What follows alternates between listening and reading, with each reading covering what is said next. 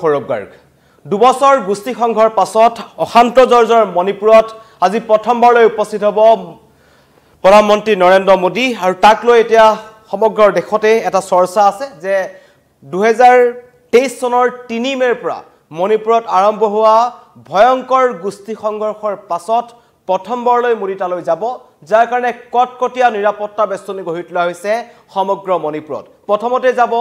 মণিপুৰৰ চুৰাচান্দপুৰলৈ আৰু কেইবাটাও অভিলাষী আঁচনিৰ প্ৰকল্পৰ আধাৰশিলা স্থাপন কৰিব প্ৰধানমন্ত্ৰী নৰেন্দ্ৰ মোদীয়ে কিন্তু সকলোৰে চকু আছিল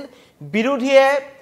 এই ক্ষেত্ৰটোক লৈ বাৰম্বাৰ প্ৰধানমন্ত্ৰী মোদীক টাৰ্গেট কৰি আছিল যে কি কাৰণত প্ৰধানমন্ত্ৰী মোদীৰ মণিপুৰলৈ যাবলৈ সৎসাহ হোৱা নাই গৌৰৱ গগৈৰ পৰা আৰম্ভ কৰি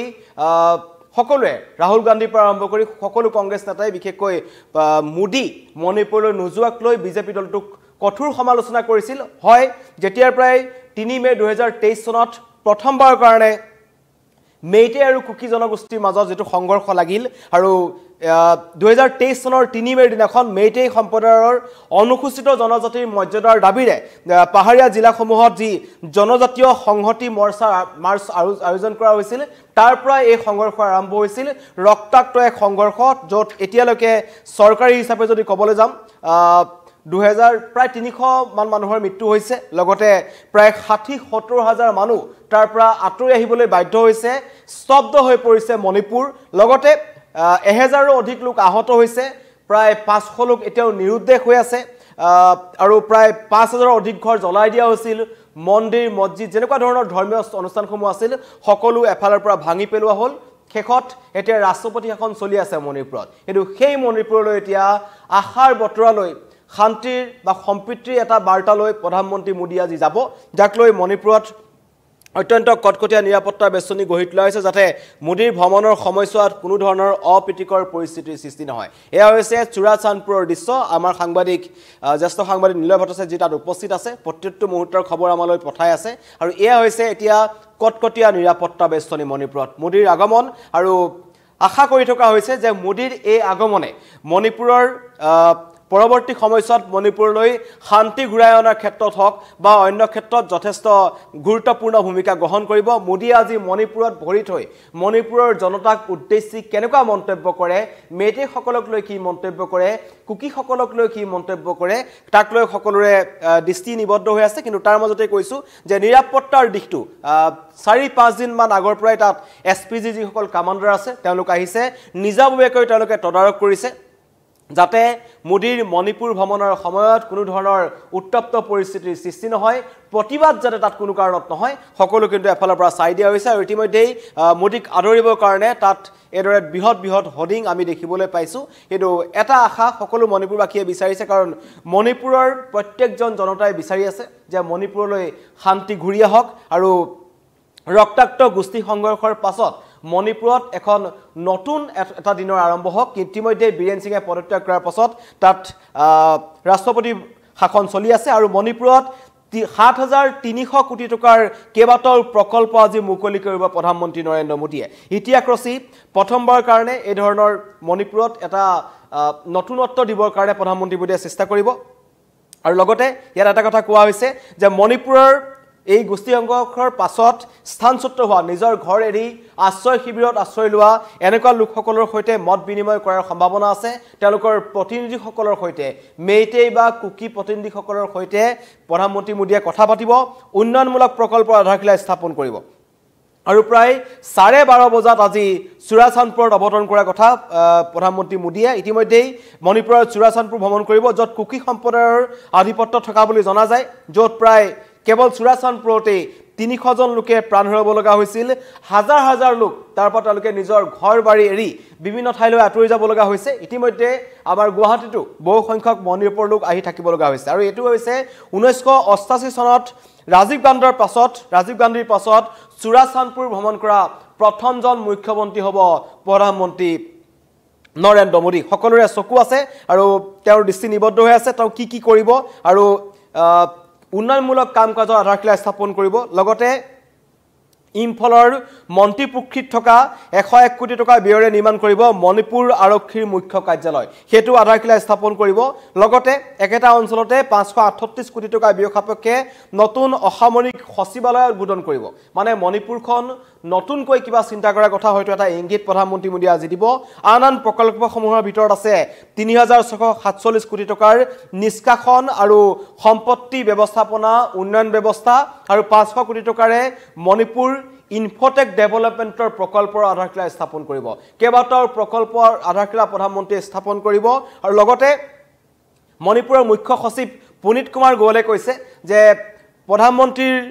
মণিপুৰ ভ্ৰমণে জিলাখনলৈ ৰাজ্যখনলৈ এটা আশাৰ বতীয়া কঢ়িয়াই আনিছে আৰু ৰাজ্যখনত শান্তি স্বাভাৱিক পৰিস্থিতি ঘূৰি অহাৰ ক্ষেত্ৰত প্ৰধানমন্ত্ৰী মোদীৰ মণিপুৰ ভ্ৰমণে যথেষ্ট গুৰুত্বপূৰ্ণ ভূমিকা গ্ৰহণ কৰিব আৰু ইতিমধ্যে মই কৈছো যে বিৰোধীয়ে বাৰম্বাৰ কিন্তু বিজেপিক এই ক্ষেত্ৰত তোলাৰ টাৰ্গেট কৰি আছিল যে কি কাৰণত মোদী তালৈ যাব পৰা নাই যিমানবাৰ মোদী উত্তৰ পূৰ্বাঞ্চললৈ আহিছে হিমানবাৰে কিন্তু বিৰোধী নেতাসকলে প্ৰশ্ন উত্থাপন কৰিছে যে তেওঁ উত্তৰ পূৰ্বাঞ্চললৈ আহিব পাৰে কি কাৰণত মণিপুৰ যাব নোৱাৰে যি মণিপুৰ জলি শেষ হৈ গল যি মণিপুৰৰ জনতাই তেওঁলোকক উদ্ধাৰ কৰিবৰ কাৰণে হাহাকাৰ কৰি আছে সেই সময়ত কেনেকৈ কি কাৰণত মোদীয়ে বিদেশ ভ্ৰমণ কৰি আছে বা আমাৰ দেশৰ অন্য ৰাজ্যসমূহত গৈ তেওঁ নিৰ্বাচনী প্ৰচাৰ চলাই আছে কিন্তু মণিপুৰলৈ কিয় যাবলৈ খটখা হোৱা নাই আৰু তাৰে প্ৰত্যুত্তৰ হয়তো আজি এটা উন্নয়নমূলক প্ৰকল্পৰ এটা ডাঙৰ পেকেজ লৈ মণিপুৰলৈ যাব বিচাৰিছে প্ৰধানমন্ত্ৰী নৰেন্দ্ৰ মোদী আৰু গৈয়ে তেওঁ কেইবাটাও মই ইতিমধ্যে কৈছো তেওঁ আধাৰশিলা স্থাপন কৰিব আৰু মণিপুৰৰ কুকি আৰু মেইটেই যিসকল জনগোষ্ঠীয় লোক আছে যিসকল গৃহহীন হৈ পৰিছে আশ্ৰয় শিবিৰসমূহত থকা লোকৰ একাংশ লোকৰ সৈতে তেওঁলোকে মত বিনিময় কৰিব পৰিস্থিতি কোনটো পৰ্যায়ত আছে তেওঁ বুজাৰ চেষ্টা কৰিব ইতিমধ্যে অমিত শাহ দুবাৰকৈ মণিপুৰ ভ্ৰমণ কৰিছিল মেইটেই আৰু কুকি প্ৰতিনিধি যিসকল লোক আছিল তেওঁলোকৰ সৈতে মত বিনিময় কৰিছিল ৰাজ্যখনলৈ শান্তি ঘূৰাই আনিবলৈ চেষ্টা কৰিছিল কিন্তু শেষত বিজেপিৰ ফালৰ পৰা এটা কথা কোৱা হৈছিল যে মণিপুৰ যি জ্বলিছে তাত বহিৰাষ্ট্ৰৰ হাত আছে অন্য ৰাষ্ট্ৰৰ হাত আছে কাৰণ কুকি যিসকল উগ্ৰপন্থী সংগঠন আছিল বা যিসকল সদস্য আছে তেওঁলোকৰ হাতত বহিৰাষ্ট্ৰৰ পৰা বিভিন্ন ধৰণৰ অস্ত্ৰ-শস্ত্ৰ যোগান ধৰা হৈছিল আৰু তাৰে তেওঁলোকে মেইটেই লোকসকলক বাৰম্বাৰ আক্ৰমণ কৰি আহিছে হেহতেকৈ আমি দেখিছিলো যে এখন বাছত কেনেকৈ তেওঁলোকৰ ফালৰ পৰা তেওঁলোকৰ কুকি সম্প্ৰদায়ৰ কেম্পৰ ভিডিঅ' লোৱাৰ কাৰণে তেওঁলোকে ৰাজপথত বাছ ৰখাই যেনেকুৱা ধৰণৰ চেকিং কৰিলে তাৰ পিছৰ পৰ্যায়ত এটা কথা ক'ব পাৰি যে ৰাষ্ট্ৰপতি শাসন হোৱাৰ পাছতো মণিপুৰত কিন্তু কুকি উগ্ৰপন্থীৰ দপদপনি ঠায়ে ঠায়ে আছে সেইসমূহ সমাধান নকৰালৈকে মণিপুৰলৈ শান্তি ঘূৰি নাহে কিন্তু এইবাৰ মোদীয়ে চেষ্টা কৰিব হয়তো আজি দুইটা জনগোষ্ঠীৰ প্ৰতিনিধিসকলৰ কথা বতৰাৰ পাছত মণিপুৰলৈ কেনেকৈ শান্তি ঘূৰাই আনিব পাৰি তাৰ এটা পথ প্ৰধানমন্ত্ৰী মোদীয়ে বিচাৰি পাব মন্তব্য আহিছে মণিপুৰৰ পৰা প্ৰথমতে আপোনাক শুনাব বিচাৰিছো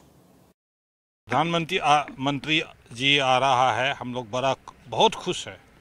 ये अपेक्षा 2 साल से है सबने इंतज़ार किया सबने रिक्वेस्ट किया प्रधानमंत्री का विजिट होना चाहिए और ये अभी हो रहा है ये बड़ा अच्छा है और हम लोग उम्मीद रखता है कि इसके साथ साथ मणिपुर में नया शांति का प्रस्ताव ज़रूर लाएगा और उससे जो सोसाइटी जो अलग थलग हो गया है उसको इकट्ठे जोड़ने में काफ़ी मदद होगा प्रधानमंत्री जी आ रहा है हम लोग बहुत खुश है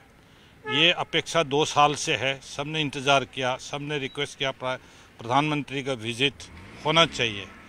और ये अभी हो रहा है ये बड़ा अच्छा है और हम लोग उम्मीद रखता है कि इसके साथ साथ मणिपुर में नया शांति का प्रस्ताव ज़रूर लाएगा और उससे जो सोसाइटी जो अलग थलग हो गया है उसको इकट्ठे जोड़ने में काफ़ी मदद होगा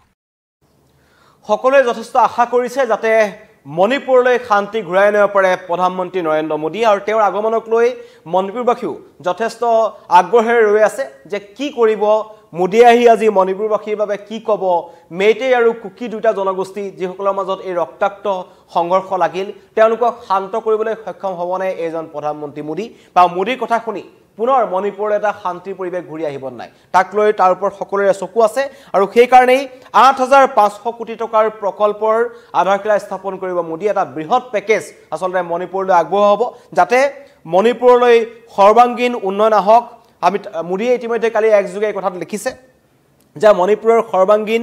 সৰ্বাংগীন উন্নয়নক আগুৱাই নিয়াৰ বাবে আমি প্ৰতিশ্ৰুতিবদ্ধ পথ প্ৰকল্প